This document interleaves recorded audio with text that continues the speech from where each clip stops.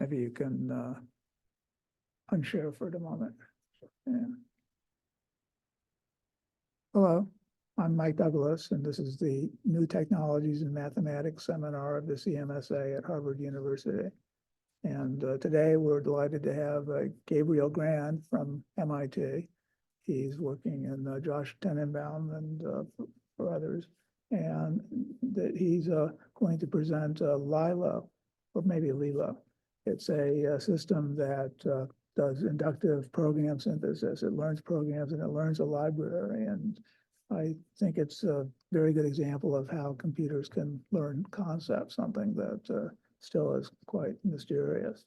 So as I always do, I'll watch the chat. And if you have a question that you'd like to give that way, I'll see it. I'll either reply there or I can bring it up.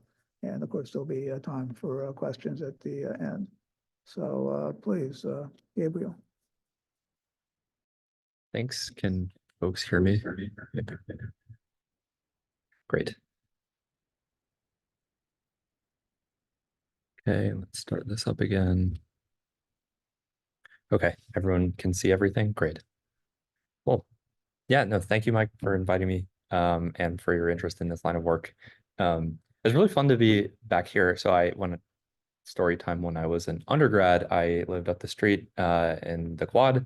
I did many years walking down Garden Street to get to classes and whatnot. So it's fun for those of us here physically to, just to be here. Today, I will be talking about Lilo, which stands for, the title is Learning Interpretable Libraries by Compressing and Documenting Code. This is taking place in a broader line of program synthesis work that really started with a paper from our group called DreamCoder and has since branched out to include a few different works. Lilo is sort of the most recent in this line. So I'll just be situating this, this contribution in this line of work. Mike has been telling me a little bit about kind of the center and kind of what you guys do. I should start off by saying I am not a mathematician. I am a computational cognitive scientist. And so this is definitely a different audience than what I'm used to presenting to, but super excited to talk to you guys. There will be some technical content really coming in the middle of the presentation, but the rest of it, I think, is largely about situating this work in, this line of research. And I would say overall it's pretty light on technical content. But please feel free if you have any technical questions. I'm happy at various points to just stop and go into more detail. So yeah, with that, I think I'll start off by saying that in our group at MIT, we've been thinking a lot about sort of neurosymbolic program synthesis. So approaches that combine kind of the benefits of traditional symbolic systems and then also kind of more recent advances in neural networks. We've been developing a taxonomy to sort of try and categorize the different kinds of work that one might do to combine these different approaches. The work that I'm going to talk about today is really situated in this notion of component discovery or library learning. So in this, in this paradigm, basically, we have some inductive tasks that we'd like to accomplish. These are specified as typically as sort of pairs of inputs and outputs that we'd like a system to be able to map. And sort of through a combination of kind of symbolic, symbolic methods and then neural learning, the goal is basically to produce a set of components, right? And in this case, what we mean is functional abstractions in a functional programming language that allow us to sort of solve new tasks. So that's the general paradigm that we're working under. And I'll do more to sort of situate the background line of work, but I just want to sort of highlight some key contributions of what Lilo is trying to do here. So our goal is basically to provide a framework for leveraging recent advances in large language models and apply that back to this line of work in neurosymbolic library learning with two main goals. One, to improve the efficiency of program synthesis, and then two, relatedly to sort of achieve better interpretability relative to like sort of purely neural methods. So in particular, we're going to be integrating some recent advances in symbolic compression into this sort of component discovery library learning loop. Be talking a bit about Stitch. Stitch is an algorithm that was developed sort of jointly in the programming languages and in Joshua Tenenbaum's group over at MIT that really has made it possible for us to do sort of efficient function abstraction in a mechanistic way. So I'll talk a bit algorithmically about how that's working sort of as a component in the broader sort of Lilo pipeline. And then lastly, and you know, this is probably less relevant for this group, but I think part of our goal with this project was to develop a sort of easy to use code base and environment for future library learning research. I think, you know, those of us who have spent time working with DreamCoder in particular, I think there was like a sort of general understanding that that code base involves, because it involves both sort of a mixture of sort of cutting edge kind of, you know, modern programming languages like Python, and then also some more obscure things on the functional side, has tended to be a very difficult place to, you know, to do research. And so the goal here has been basically to try and make that a little bit easier to use.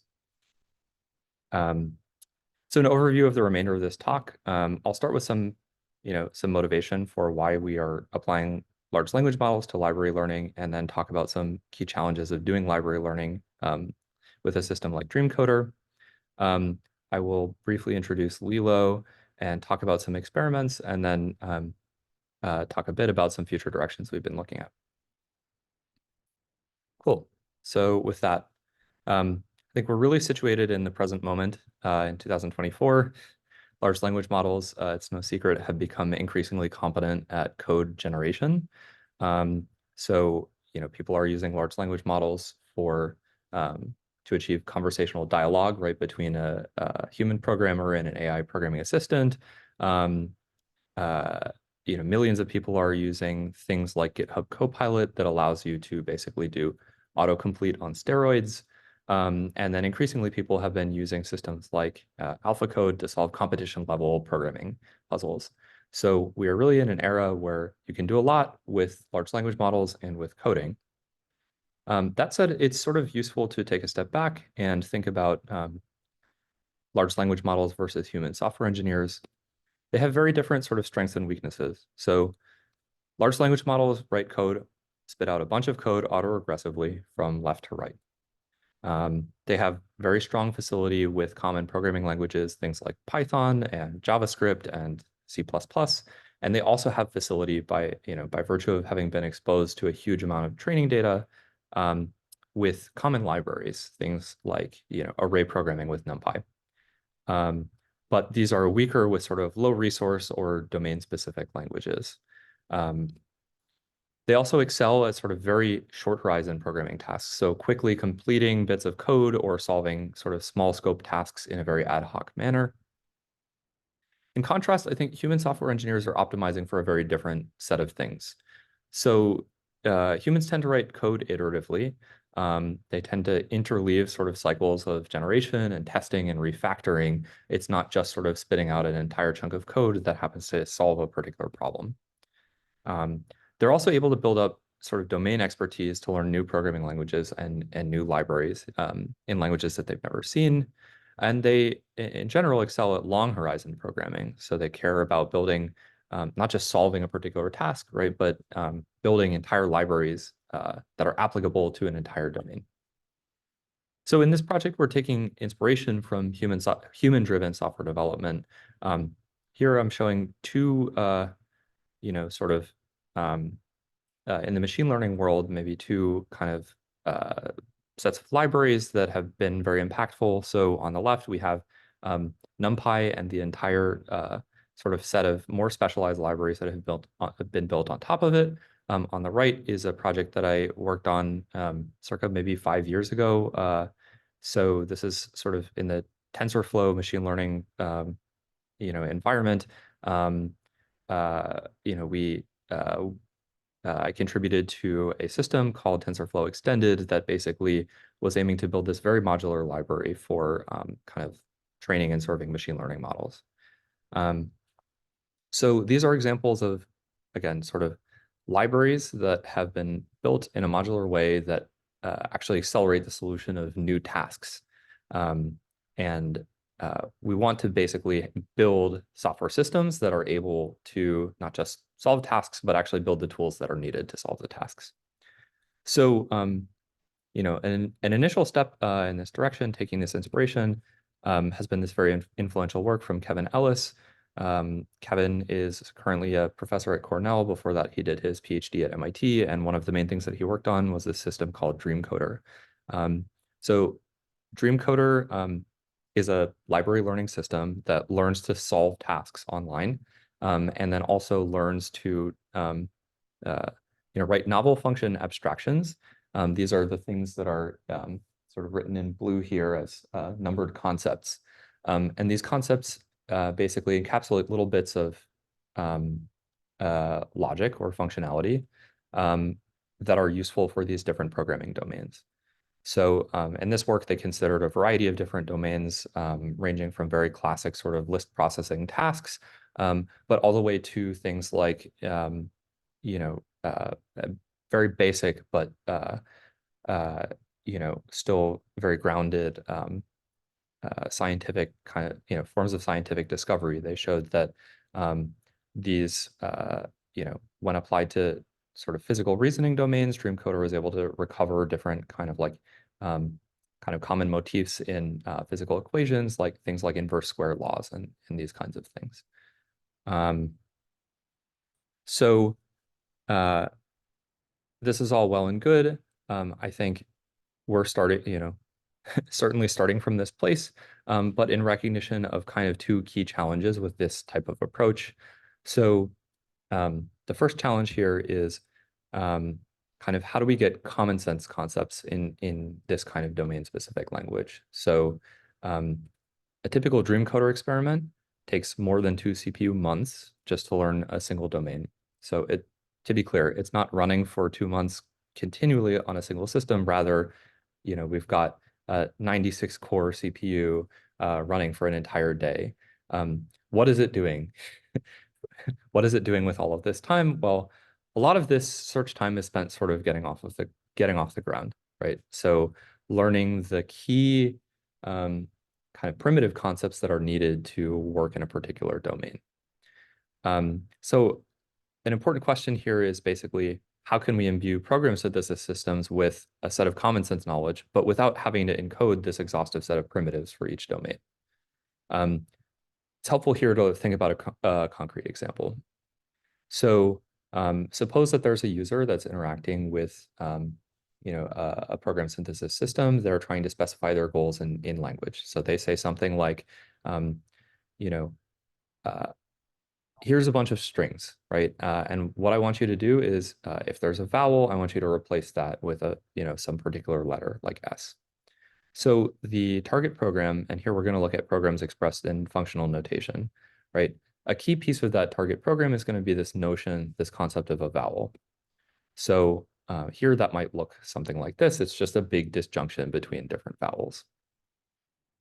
So what does it look like for a traditional search-based system to try and discover this kind of, not even the whole program, just this vowel concept? Well, if we're working in a reasonably expressive language, it means that we're going to have all of the letters as basically available primitives, as well as just some sort of standard functional functional building blocks, things like not, or, as well as functional primitives like map. And so this search space is very combinatorially large. And if we want to construct this target program that involves all of these vowels, it means sort of finding this needle in a haystack disjunction, right, between all of these different primitives. So hopefully this gives some intuition for the size of the search space that would be, that you would need to traverse in order to sort of stumble upon this relatively modest sized program fragment, and also some motivation for why it's important to kind of be thinking about how to give machines common sense concepts of the kind that a human programmer might bring to bear on a particular domain. So that's the first challenge, is sort of like learning these common sense concepts. Second challenge is actually on the interpretation side. So if we're a user that's working with one of these systems, it's kind of writing new, functional abstractions for us. How do we interpret these learned library abstractions? So in these library learning systems, knowledge is represented symbolically in the structure and in the contents of the learned library. And this is actually really in contrast to standard deep learning systems, where the knowledge is going to be encoded in a distributed fashion in the network weights. So to actually work with a system like DreamCoder, it actually still requires both general facility with things like lambda calculus, and then also domain-specific language in order to interpret the results of executing this type of program. So I'll walk through another example here. I think it's fun and hands-on. It might be easier for the Zoom folks to follow along with, just because it involves some small font, but I'll just try and narrate here what's going on. So let's try interpreting a list processing library that was discovered by DreamCoder. So we have some particular task here. It's called list differences. And expressed purely in the functional primitives, we have this program that is solving this task list differences. So this is very arcane and difficult to interpret, even if you're an expert functional programmer, because it's, stringing together random Y combinators and lambdas. I think it becomes a little bit more interpretable when we look at sort of the end result of DreamCoder. So DreamCoder is basically taking some of these examples. So here we have some examples of inputs and outputs. And from this, it should be possible. Well, I can turn it over to the mathematicians, but does anyone want to conjecture what exactly this program is doing here? So this is a program called list differences, and it is taking in these pairs of lists, and it's returning a list.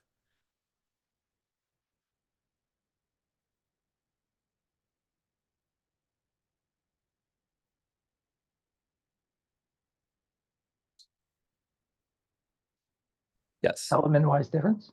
Yes. So Mike got it, and then I'm sorry, I didn't catch who on Zoom said it, but that was also correct, element-wise difference. So that's amazing that just from a couple examples, right, and no, not much else, you're able to guess sort of what this thing is doing. So I think an important question here basically is, so this this is a program that's doing basically at the end of the day, doing a zip of A and then the minus operator and then list B. A key question here is basically, where did this zip come from? The zip is actually providing a really important semantic clue for the function, the functionality of this. The answer is it came from someone manually inspecting something called function 10 in this broader learned library. So this is a recursive question, right? As well, so function 10 is defined in this very particular way. It takes in some x's, an f, and then some y's, and then it calls a whole bunch of other abstract functions that are all named numerically. So what would it take, right, to actually kind of deobfuscate this entire kind of tree structured library in this way? So you can go through and basically start to name these sort of low-level primitives and then do substitution.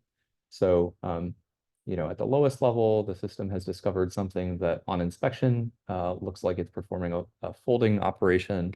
And so we can go through and propagate that name. Okay. Then, from inspection, it looks like function 1 is doing the complement, it's doing unfold. So we can go through and propagate that name. And basically, in order to name this library, right, into something that actually looks like a functional programming library, requires this actually like very mentally arduous task of,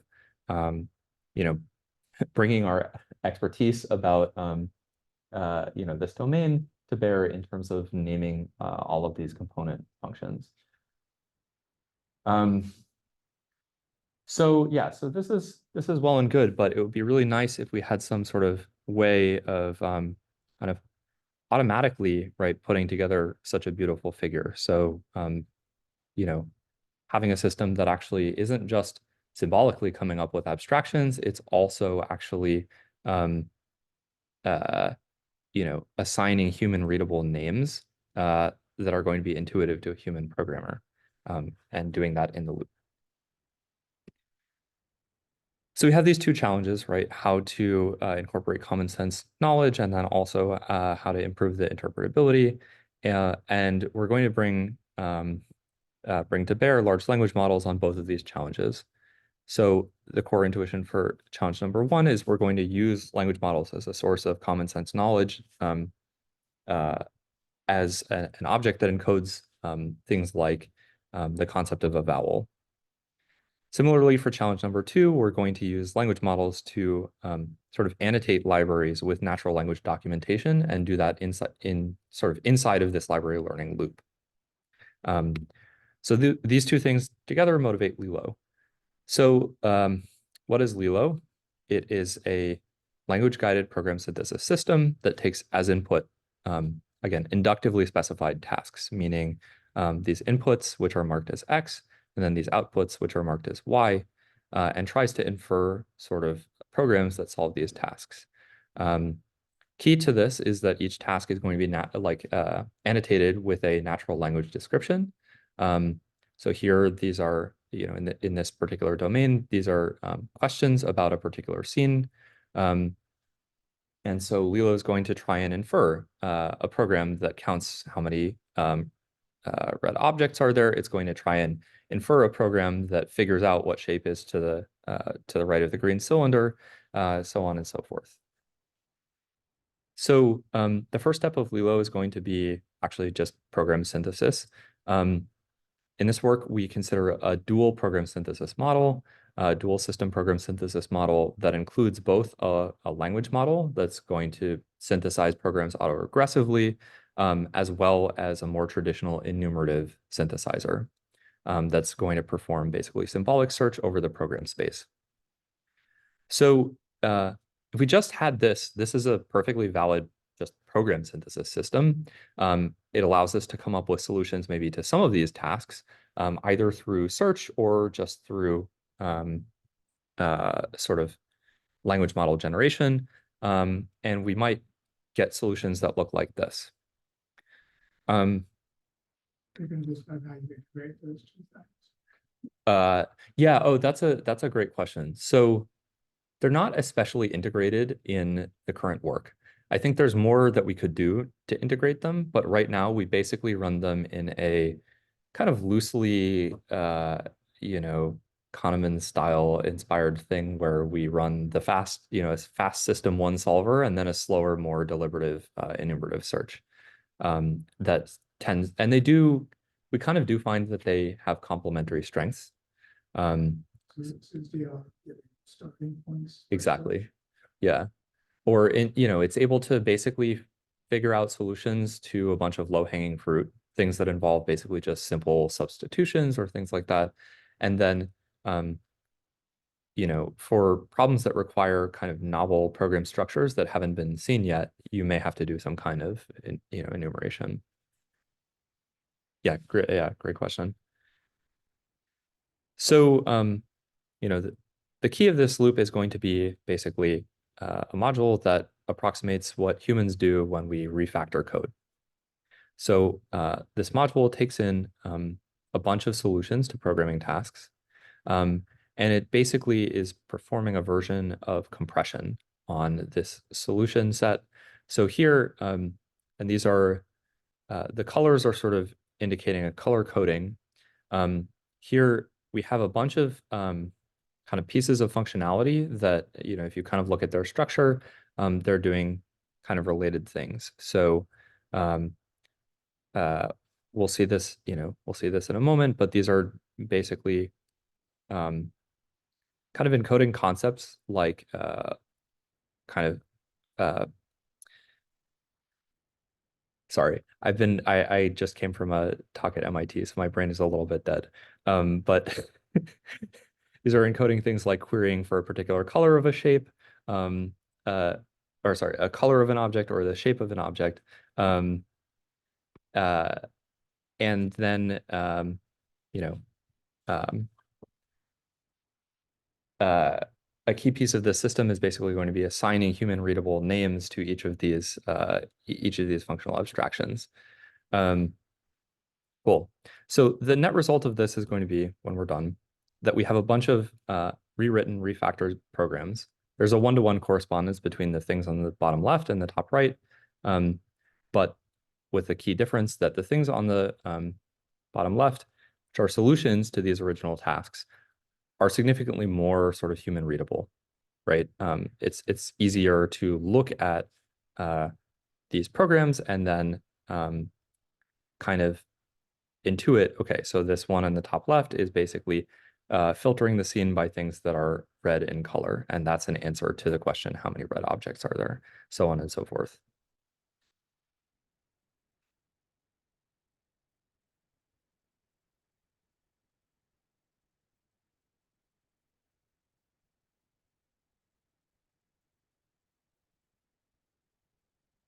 Cool. So here's just sort of a more formal picture of what this is doing, but basically this is a system that has three components. One, it's doing program synthesis. Two, it's doing compression to kind of identify useful abstractions. And then three, it's kind of, it's writing documentation for each of these. Are there any questions at this point about each of these? Yeah. Is this a loop like DreamCoder was, where it's learning from its compressed outputs and then you synthesize more training data for it? Yes, exactly. So, yep, this is a closed loop. When we come up with solutions, those are then used to kind of bootstrap the next iteration of learning. And that kind of iterative learning loop is a pretty key part of this story.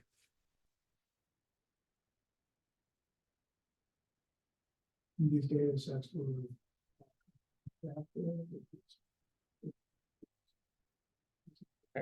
Yeah, that's a good question. So these are data sets that are carryover from this prior line of work.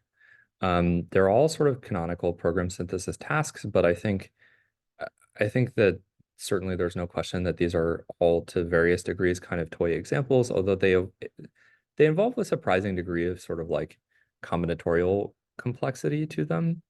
I found, so in particular, we'll see later, but there's a compositional drawing domain that involves actually this very classic task that involves kind of constructing programs in the Logo language, which is dates back to some of the earliest work in program synthesis and in computer science. And it's still challenging, actually. But yes, they're all sort of, I mean, yeah, we're not doing, I don't know, we're not solving kind of open scientific or mathematical problems. Good try. Oh, I see. Yeah. So yeah, some of these domains actually do come with a kind of generative process by which you can get new, like this, for instance, this, scene reasoning domain. You can instantiate random scenes and you can instantiate random questions about those scenes, and we can produce infinitely many of those. Yeah, good question. Cool. So yeah, Mike was asking, are you going to go into more detail about these? Happy to oblige. So with respect to the synthesizer, I won't talk too much about enumerative search. It really is basically just doing a kind of tree search, although it's a neurally guided kind of tree search that involves kind of learning a small neural model. The new thing here is sort of the language model guided search. So how are we sort of actualizing this? Well, we are going to basically construct an appropriate prompt that's designed to induce the language model to combine kind of the different pieces of the library and solve new tasks. So the prompt consists of a few different components. One, we need to represent the existing library to the model, and we do that by including sort of just this header, which is roughly analogous to what you might see if you're opening up the documentation for a new software library. We then show some examples, paired examples of language descriptions and solutions. These are from a pool of tasks that the model has maybe already solved. And then finally, we end with a description of a task that we'd like to try and solve. And we basically just sample some completions from a language model. We started this project in the days before it was common to do kind of work with instruct-tuned language models. Now, with techniques like RLHF, it's possible to actually specify in language, like, whatever, I want you to solve this task. This is roughly analogous, though. I think that the paired language and code kind of induces a pretty strong inductive bias for the language model to try and write a program that represents a solution to the task. So we basically sample some completions from the language model, and then those completions can be either one of three things: either representing exactly the solution that we were hoping for, right? A solution to the task. They could be valid programs that don't happen to solve the task, or they could be just things that are sort of syntactically invalid, which we throw away. So this is right on the LLM guided synthesis side. The story for how we assign documentation and names to the library functions is going to look pretty similar. So this is also kind of a language model prompting setup. We have a library that contains some anonymous kind of functions that don't have any documentation. And we provide some sort of on a function by function basis, contextualized examples of usage of each of these functions. Again, this is, apologies for the small font. This is a common problem in the program synthesis papers that I've been writing. There is an interpretable story for what you're seeing on the screen here. So in particular, this function 42, which is the first one that's in this library, actually happens to correspond exactly to this vowel concept that I was referring to earlier. Where did this come from? Well, basically, this was an abstraction that was pulled out by the refactoring or compression module because it occurred so many times in solutions to particular tasks. So it was actually pulled out as very commonly occurring expression. And so here we want to figure out, okay, what is the name of this thing? What's a good name for this function? And the way that we're going to do that is basically by providing these usage examples. And so from looking at the examples in the first box, you can see that this function is utilized in tasks that are also happen to be discussing vowel. And in particular, there's an interesting thing happening in the second example where we have the not of function 42, the complement of function 42, and that's being used to solve a task that requires figuring out, identifying consonants and then adding S after those. So based on this, it's definitely possible for a person, and it turns out it's possible for a language model to infer kind of what a good name for this is. So here, the language model decides to call this expression vowel, vowel or. And then it similarly comes up with human readable names for each of these other functions. So collectively now these things define sort of an interpretable library and give us two concrete benefits. So one is, obviously from a human standpoint, this kind of library in C is going to be much easier to look at and interpret than just the abstract library in A. The other benefit, though, is it's actually helpful for LLM-guided synthesis. So it turns out that language models have a much easier time working with these named abstractions than they do with these anonymized abstractions. And that kind of makes sense because they don't have to sort of re-infer the semantics of every abstraction at inference time. They can just sort of rely on the name for clues about what the function is doing. Okay, and the last piece here is sort of how we are actually doing this refactoring. So actually, it would be good to get an indication. So like I'm scheduled for an hour. Is that well? So I think then maybe in the interest of time, I would skip over this, although I'm happy to have Mike circulate the link to these slides. I think Matt has done a really great job in particular in kind of building intuition for how algorithmically the abstraction learning piece works. It is basically a kind of branch and bound tree search. It has some nice properties, including that it is basically just as good as the prior work DreamCoder at finding abstractions algorithmically, but several orders of magnitude faster and also several orders of magnitude more memory efficient. This helped us with a pretty concrete bottleneck, which was that even on a very large machine with many CPUs, just the abstraction learning step was consuming something like 0.5 terabyte of memory. This is not memory on disk, this is RAM. And so, that's a pretty big bottleneck for scaling up this type of approach.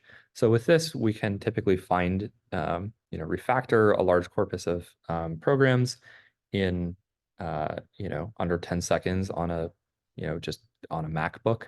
And that was a pretty key sort of algorithmic development that unblocked kind of the rest of this project. So in the last part of the talk, I will talk about just, run through some of the experiments that we did. I won't spend too much time on this, and then hopefully have a discussion at the end, or time for questions at the end. So we looked at, as I mentioned, several key sort of language annotated program synthesis domains.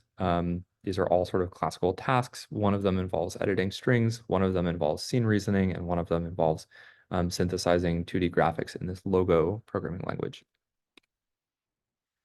We benchmarked Lilo against a few different baseline models. So we particularly are interested in performance relative to DreamCoder, and this is a language-guided variant of DreamCoder that is able to make use of these like natural language descriptions. We also benchmarked it against just pure language model baselines. So we're using the same language model throughout. That language model actually is OpenAI's Codex model. That's a model that was based on GPT-3 and then fine-tuned on a bunch of code from GitHub. We have since tried with things like, for those who care, GPT 3.5 and GPT-4. The results are similar, although predictably GPT-4 is way better at a lot of these tasks than the original baseline model. So in these experiments, we were interested in a few things. First, just sort of synthesis performance. How many tasks can be solved with these types of approaches? And we look at two kinds of synthesis. One is online synthesis, where someone mentioned on the Zoom, we're sort of like iteratively learning a library. And we run this loop several times on a training set and then see if it generalizes to some test set. In offline synthesis, basically, we're interested in, this is kind of like a timed evaluation. So we take different libraries generated from different approaches, and we basically see, okay, which one of these can be used to solve the most tasks the most quickly. In the qualitative evaluations, we were interested in sort of just understanding the contents of these learned libraries, and then we also did a kind of extensive compute cost comparison. So some of the results. So in all cases, basically, Lilo is going to be solve more tasks given the same number of iterations. Although the performance sort of depends on the domain.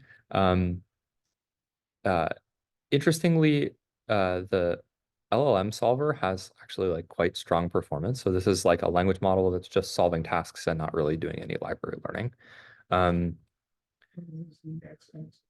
Yes, sorry, the x-axis is the iteration. So how many times in that loop?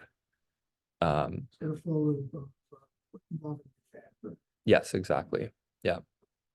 And then the y-axis is the percent of tasks that were solved. So the biggest gains we saw on the regular expression domain, as well as on logo. In the regular expression domain, the intuition is it discovers these kind of concepts like vowel that are kind of very difficult to get through traditional search. All the models performed actually pretty well on Clever, and all of the models performed comparatively very poorly on logo. So I think there's room for improvement there. Part of the story here is that enumerative search actually helps with the discovery of some domain-specific abstractions, like on logo, that are hard to infer from language alone. I'll show one example of that in a minute. From looking at the results, what we found was that just doing the naive version of Lilo that is kind of hooking up Lilo with this compression algorithm, but without doing any kind of naming or documentation, actually hurt the performance relative to not doing any kind of library learning. And the intuition there is that actually that was functioning as sort of a form of code obfuscation, right? Where you take you take some code and then you hide it behind some you hide it behind some numbered abstraction. It's really hard to reason about. So so definitely AutoDoc is sort of a key piece of the story here. In the offline synthesis experiments, what we found is that the Lilo discovered libraries actually generalize the best. And this is even in the absence of language annotations at test time. So you can just use Lilo to kind of learn a library and then hand that library to an off-the-shelf program synthesizer that's not, that isn't Lilo and has no awareness of the language. But the abstractions themselves actually encode these relevant concepts that are useful for generalizing and solving, new tasks.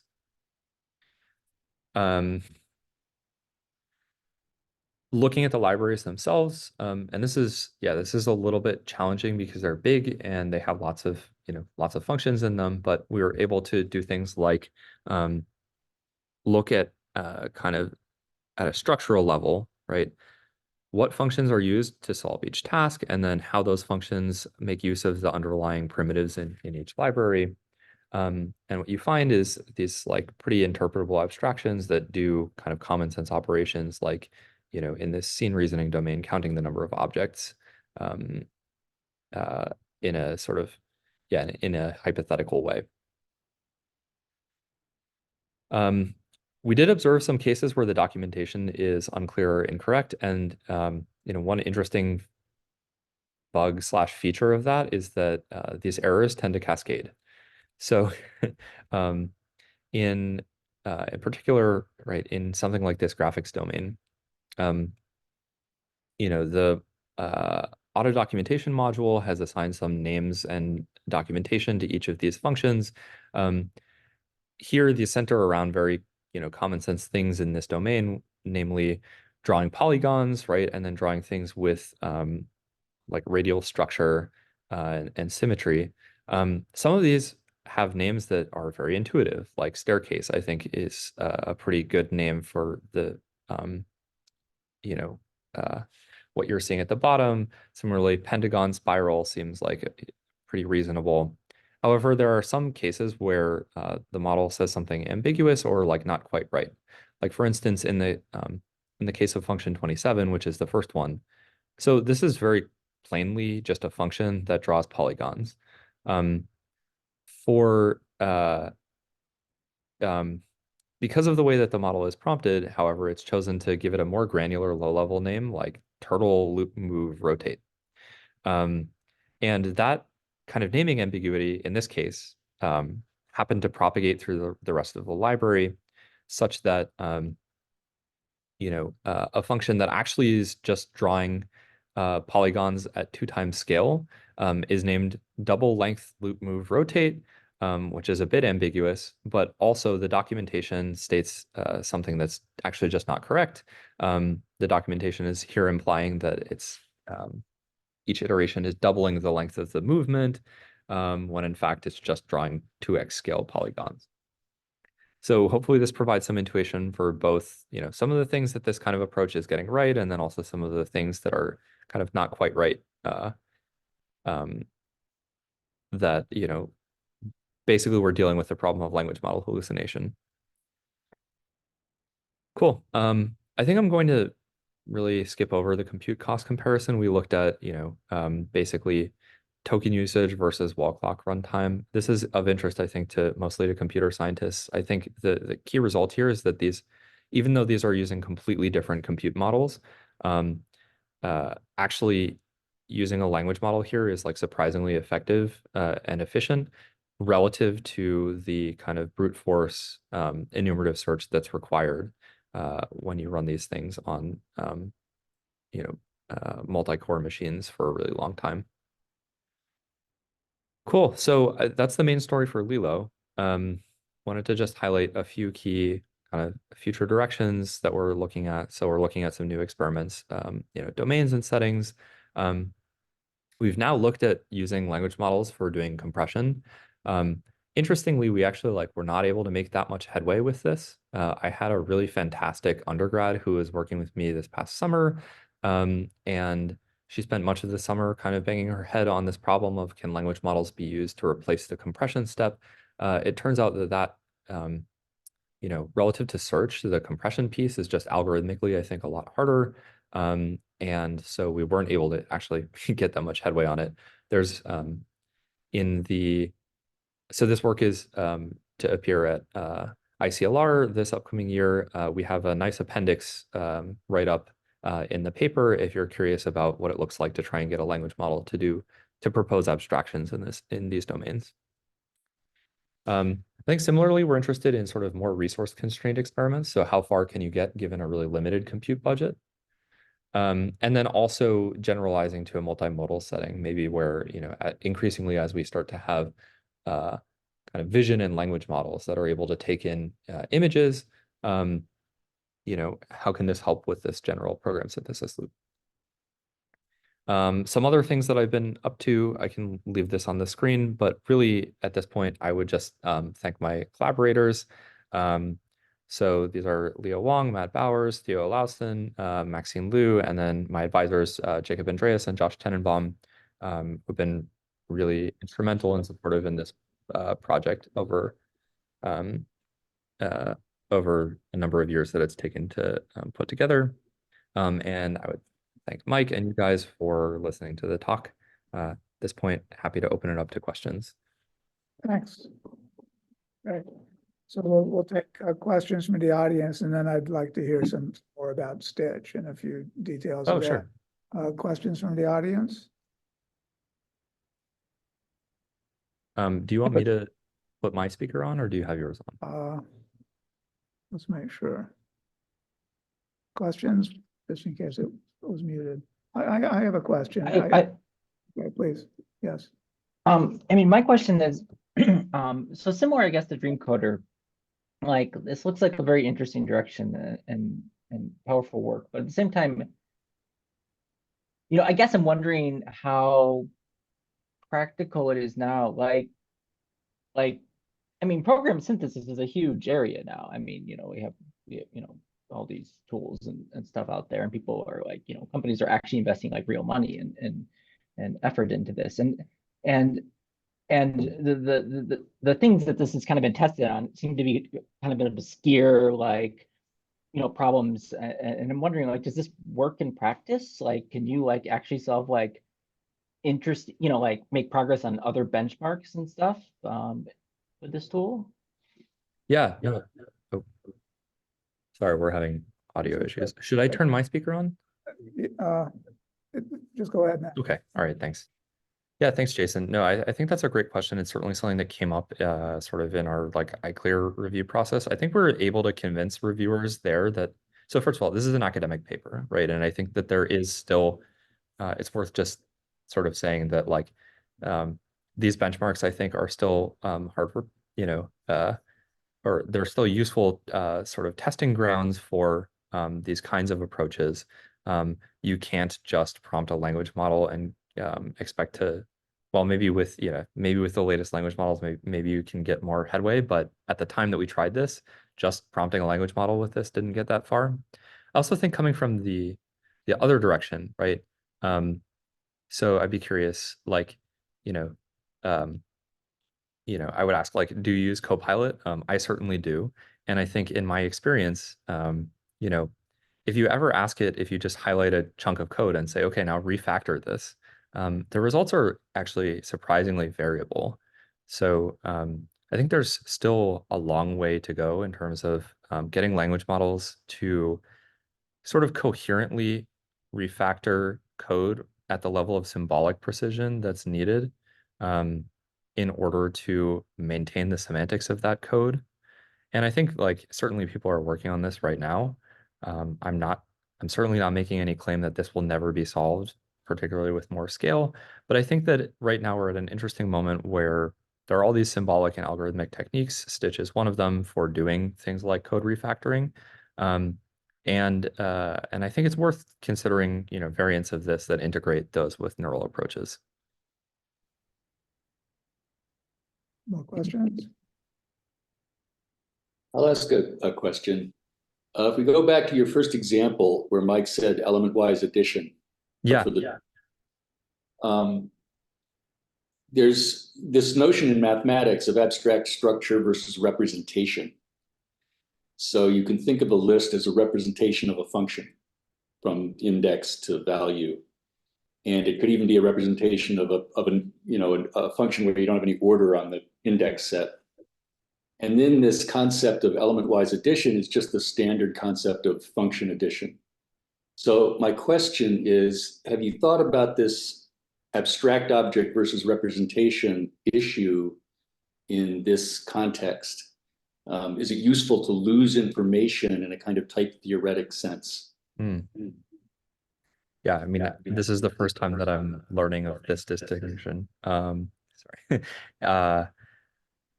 I mean, in short, no. Would be happy to talk more about it. It seems like this, may have triggered something, a deeper thought for you. So would love to hear what you're thinking about. Yeah. Be glad to discuss. That's all I have to say. I'd be glad to talk about it more offline.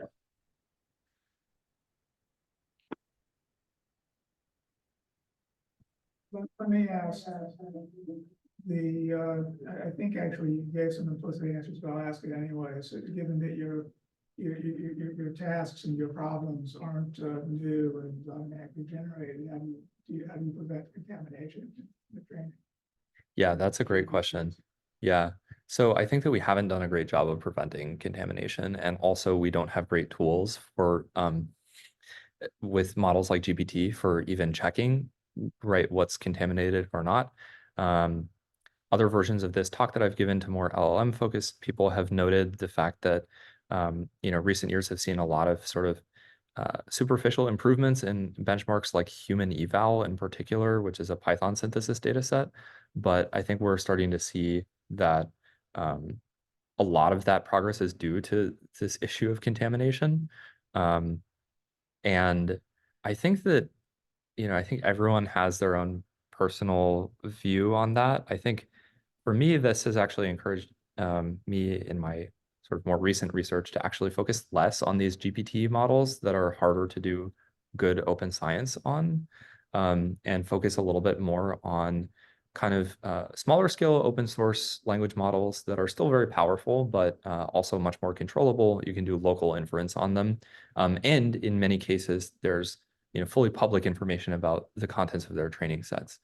And I think like a perfectly, there's a perfectly viable story of Lilo that doesn't use GPT at all. It just uses, something like, in more recent work, I've been using models like CodeLlama, which also have a lot of coding facility, but we just have a lot more knowledge about what they've been trained on. Okay. I actually thought that you did have something stronger to say, but you tell me what you think, because you did this test of take a generated library and then take out the linguistic information and test it on a non-linguistic, non-language model way, right? Yeah. So in some sense, the library has value. And then if you argue that the central thing in making this library was Stitch, that was also non-linguistic, right? That was very much based on just analyzing the structure of the corpus without looking at its interpretation. So many of your components are not linguistic and wouldn't have contamination. Yeah, that's true. Although I think that it's tricky because language models are now increasingly sort of capable of things that extend beyond the traditional domain of language modeling. So in particular, these like code models are trained on code. And so maybe they've seen a snippet of code before and are able to regurgitate that.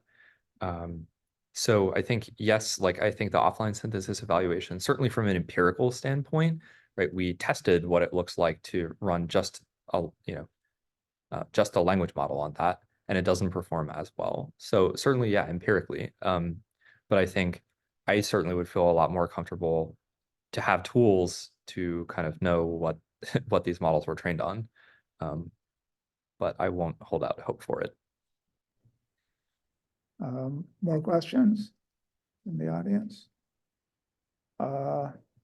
Okay, I think we'll conclude the formal part of the seminar, but why don't we continue a bit of discussion? And as I say, perhaps if you had more slides about Stitch or more, you could tell us about that. Sure, yeah. Yeah, let me, well, maybe while I'm toggling over to that, maybe if anybody has any points for discussion or anything, I'll just stop the share for a second and go over to that.